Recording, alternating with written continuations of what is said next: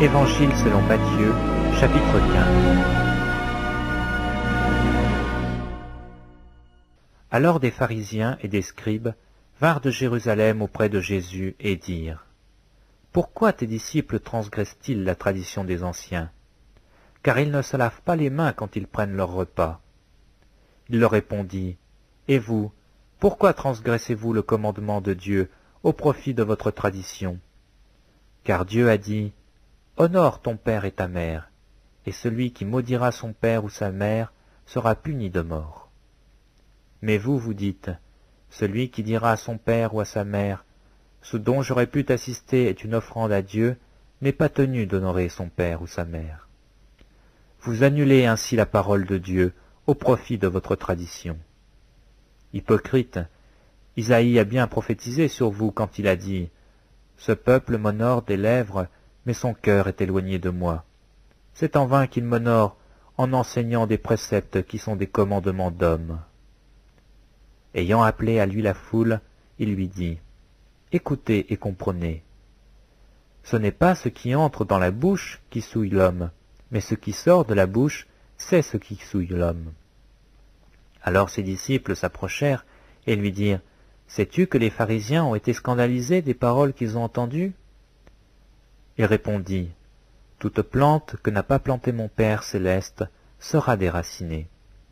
Laissez-les, ce sont des aveugles qui conduisent des aveugles. Si un aveugle conduit un aveugle, ils tomberont tous deux dans une fosse. Pierre, prenant la parole, lui dit : Explique-nous cette parabole. Et Jésus lui dit : Vous aussi, êtes-vous encore sans intelligence ? Ne comprenez-vous pas que tout ce qui entre dans la bouche va dans le ventre, puis est rejeté dans les lieux secrets ? Mais ce qui sort de la bouche vient du cœur, et c'est ce qui souille l'homme. Car c'est du cœur que viennent les mauvaises pensées, les meurtres, les adultères, les impudicités, les vols, les faux témoignages, les calomnies. Voilà les choses qui souillent l'homme. Mais manger sans s'être lavé les mains, cela ne souille point l'homme. Jésus étant parti de là, se retira dans le territoire de Tyr et de Sidon. Et voici une femme cananéenne, qui venait de ces contrées, lui cria : Aie pitié de moi, Seigneur, fils de David, ma fille est cruellement tourmentée par le démon. Il ne lui répondit pas un mot, et ses disciples s'approchèrent et lui dirent avec instance : Renvoie-la, car elle crie derrière nous. Il répondit : Je n'ai été envoyé qu'aux brebis perdues de la maison d'Israël. Mais elle vint se prosterner devant lui, disant : Seigneur, secours-moi. Il répondit : Il n'est pas bien de prendre le pain des enfants et de le jeter aux petits chiens. Oui, Seigneur, dit-elle, mais le petit chien mange les miettes qui tombent de la table de leur maître.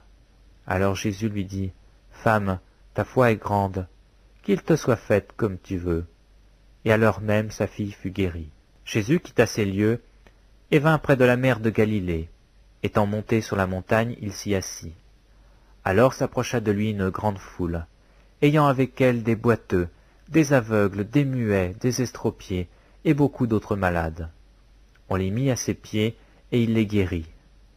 En sorte que la foule était dans l'admiration de voir que les muets parlaient, que les estropiés étaient guéris, que les boiteux marchaient, que les aveugles voyaient, et elle glorifiait le Dieu d'Israël.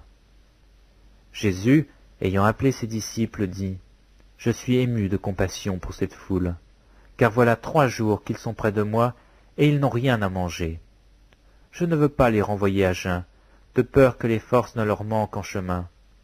Les disciples lui dirent : Comment nous procurer dans ce lieu désert assez de pain pour rassasier une si grande foule ? Jésus leur demanda : Combien avez-vous de pain ? 7, répondirent-ils, et quelques petits poissons. Alors il fit asseoir la foule par terre, prit les 7 pains et les poissons, et après avoir rendu grâce, il les rompit, il les donna à ses disciples, qui les distribuèrent à la foule. Tous mangèrent et furent rassasiés, et l'on emporta 7 corbeilles pleines des morceaux qui restaient. Ceux qui avaient mangé étaient 4000 hommes, sans les femmes et les enfants. Ensuite, il renvoya la foule, monta dans la barque, et se rendit dans la contrée de Magadan.